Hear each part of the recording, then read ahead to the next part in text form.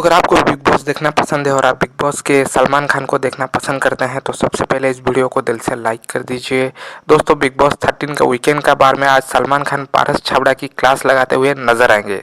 जी हाँ दोस्तों, सामने आए प्रोमो में दिखाया गया है कि सलमान इस दौरान एंग्री अवतार में होंगे और वो पारस को आगे कुछ भी बोलने से रोक देंगे। दरअसल सलमान का गुस्सा पारस के गेम को लेकर है, जहां उनकी नज़दीकियां माहिरा के साथ बढ़ती दिख रही है।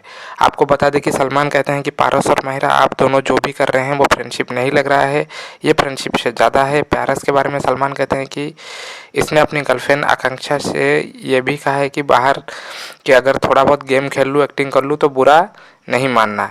इसने पहले ही ब्रिज बना लिया है घर के अंदर आने से पहले। सलमान के बाद पारस कहते हैं कि सलमान सर पहले तो क्रिएटिव को मना करो कि ये सब फैलाना बंद करे। सलमान कहते हैं कि कोई क्रिएटिव नहीं है, आकांक्षा ने खुद मुझे फ़ोन करके पूछा है तेरे बारे में।